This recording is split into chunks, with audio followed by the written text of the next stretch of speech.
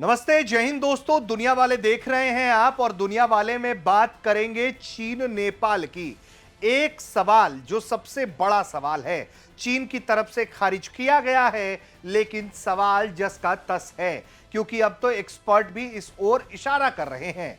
बात कर रहे हैं नेपाल में आए एक त्रासदी वाले फ्लैश फ्लड की।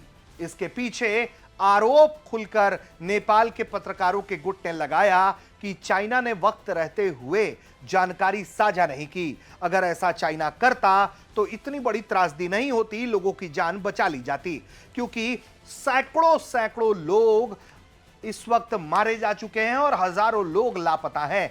कई आंकड़े बताते हैं कि 1500 से अधिक संख्या है लोगों के जो लापता हुए हैं, और अब तक जो मारे गए लोग हैं उनका आंकड़ा अप्रत्याशित रूप से बढ़ भी सकता है। मरने वालों की भी आंकड़े जो है वो सैकड़ों में हैं, वो भी 300 से अधिक। ऐसे में चीन पर सवाल है, और सवाल इसलिए कि क्या ये फ्लैश फ्लड चीन की कोई कारस्तानी है, किस वजह से आया है, और एक्सपर्ट क्या कह रहे हैं, ये सब पर बात करेंगे। तो सबसे पहले आपको हम ये बताते हैं कि जो थ्योरीज चल रही हैं, इंटरनेशनल थ्योरीज जो चल रही हैं, एक्सपर्ट क्या कह रहे हैं वो जरा समझते हैं। कि नेपाल में जो अचानक बाढ़ आई, उसकी शुरुआती वजह जो है वो जो कयास लगाए जा रहे थे कि कभी भूकंप की बात की गई, कभी ग्लेशियर लेक आउटबर्स्ट फ्लड यानी कि GLOF का शक जताया गया। चीन की तरफ हुई किसी घटना को लेकर भी जोड़कर देखा गया है, जिस पर हम बात कर रहे हैं। अब एक और सैटेलाइट तस्वीरें सामने आई, भूकंपीय आंकड़ों को मिलाकर जांच की गई है, तो कहानी जो है इसमें कुछ और भी बताया जा रहा है, जिसमें बताया जा रहा है कि नेपाल तिब्बत सीमा के पास लिरुंग ग्लेशियर का एक हिस्सा टूटकर नीचे गिरा। इसी घटना ने आगे चलकर बाढ़ और मलबे के खतरनाक लहर को पैदा किया।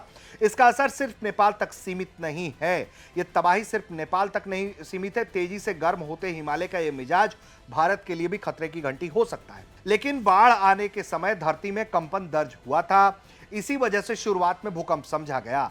बाद में अमेरिकी भूवैज्ञानिक सर्वेक्षण यानी कि USGS ने इस रिकॉर्ड की दोबारा जांच की। एजेंसी ने कहा कि वहां कोई भूकंप नहीं था। जो कंपन दर्ज हुआ ग्लेशियर के टूटने और उसके साथ नीचे आए मलबे की वजह से हुआ, यानी कि जिससे पहले बाढ़ की वजह समझा जा रहा था वो दरअसल उसी घटना का असर था। नेपाल तिब्बत सीमा के पास ग्लेशियर का एक बड़ा हिस्सा टूटकर करीब 1 किलोमीटर नीचे घाटी में गिरा। उसके बाद बर्फ, पत्थर और मलबा भी नीचे आया। सैटेलाइट तस्वीरों में ग्लेशियर से घाटी तक एक नया निशान दिखाई दिया, और यही वो जगह थी जहां से कंपन का रिकॉर्ड मिला। अब इसको लेकर कई तरह की बात हो रही है। बताया जा रहा है कि बाढ़ की जो ताकत का अंदाजा इससे लगता है जैसे देखते ही देखते नदी कई गुना फैल गई। स्याफ्रू बेसी में नदी किनारे की बस्तियां भारी मलबे में दब गई। बिट्रावती बाजार नदी का दायरा 90 मीटर से बढ़कर 490 मीटर हो गया।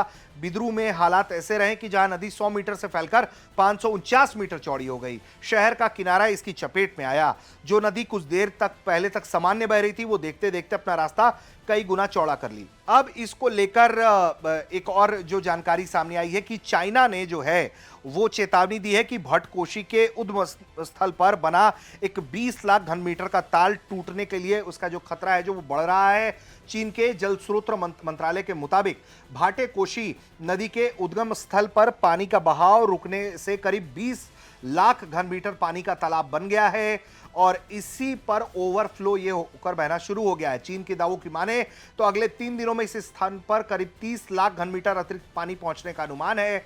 मंत्रालय के मुताबिक चीन के सरकारी प्रसारक CCTV ने बताया कि तालाब के टूटने का खतरा बहुत ज्यादा है, यानी कि एक्सट्रीम है।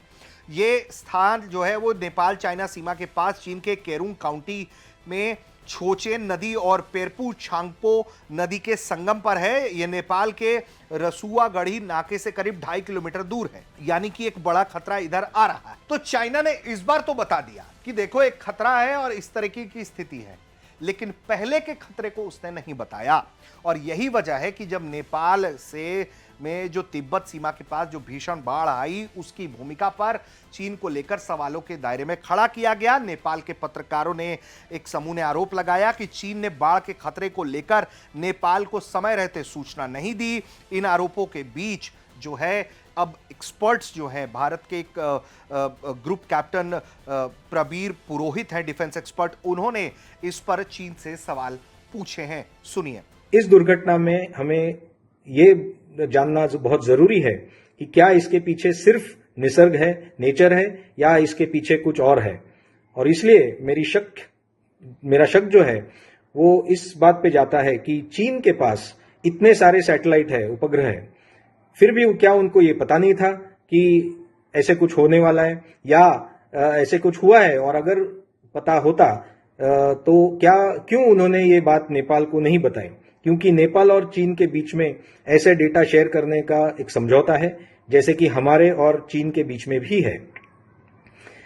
तो तकरीबन 4 घंटे बाद जब ये दुर्घटना हुई तिब्बत के साइड में, उसके बाद उन्होंने नेपाल को खबर की कि ऐसा कुछ हुआ है, लेकिन उसके पहले नेपाली लोगों को पता चल गया था और वो अपनी जान बचाने के लिए काफी कसरत कर रहे थे। अब चीन के पास इतने सारे सैटेलाइट है जो कि हर पूरी दुनिया भर उनकी रिकॉनेसेंस चलती है और इस एरिया में भी चलती है, तो क्यों उन्होंने नहीं बताया? क्या इसके पीछे उनके कंस्ट्रक्शन एक्टिविटीज का कारण है जो कि एक इकोलॉजिकली फ्रेजाइल रीजन को तबाह कर रहे हैं? और ये बात बहुत जरूरी है जानना, पूरे अंतर्राष्ट्रीय समुदाय को जानना जरूरी है, क्योंकि ये क्या कर रहे हैं। 2019 में भी कोविड ऐसे ही आया था, जिसका भी ओरिजिन सस्पिशियस है, जिसका शक चीन के ऊपर है। अब आप छोटे छोटे देशों को इस तरह से अगर वो मदद नहीं करेंगे और जो जानकारी है वो नहीं देंगे, तो क्या ये छोटे छोटे देश या अपने जाने बचाने के लिए कैसे करेंगे ये लोग? तो मुझे तो पूरा यकीन है कि इसमें कुछ ना कुछ छुपा हुआ चीन का रोल है, जो कि अबव बोर्ड नहीं है। इसमें बहुत इनके रोल में इनकी जांच होनी चाहिए। हालांकि इस तरह के आरोपों को लेकर जब नेपाल में इस तरह की बात उठने लगी, पत्रकारों ने सवाल खड़े कर दिए चीन की भूमिका पर, तो सवाल पर चाइना की तरफ से, उसके दूतावास की तरफ से प्रतिक्रिया भी आई, जहां चीन के जो नेपाल में राजदूत हैं झांग माओमिंग, उन्होंने प्रतिक्रिया दी और बताया कि चीन कैसे राहत प्रयास में जुटा हुआ है, जबकि उसके घर में भी तबाही आई हुई है और लगातार वो नेपाल की मदद कर रहा है। वहीं दूसरी तरफ चीन में जो दूतावास है नेपाल में, उसके प्रवक्ता के हैंडल से ये पोस्ट किया गया, ये जो जानकारी जिस पर पत्रकार आरोप लगा रहे थे उसे ट्रूथ फॉल्स किया गया और उसमें यह कहा गया कि आरोप से कुछ भी हासिल नहीं होगा, आओ साथ मिलकर काम करते हैं। यानी कि चाइना को भी इस बात का आभास है कि नेपाल सहित दुनिया भर के कई हिस्सों में उस पर चाइना की भूमिका को लेकर सवाल खड़े हो रहे हैं। उसके पास इतने सैटेलाइट्स हैं, उसने लगातार वो निगरानी भी करता है, तो आखिर उसने क्यों कोई चेतावनी इस तरह से जारी नहीं की कि एक बड़ी तबाही किसी भी पल आने वाली है। अब यही थ्योरियां जो हैं वो चीन को परेशान कर रही हैं, तो चीन को सफाई देनी पड़ रही है। आप क्या सोचते हैं, ये आप हमें कमेंट करके बताइए। फिलहाल नेपाल में जो त्रासदीपूर्ण घटना हुई है उसका कवरेज लगातार भारत तक दिखा रहा है और लगातार हम बता रहे हैं कि भारत भी कैसे नेपाल में मानवीय सहायता कर रहा है, जबकि भारत के भी लोग बड़ी संख्या में 288 लोग लापता बताए जा रहे हैं। आप देख रहे थे भारत तक।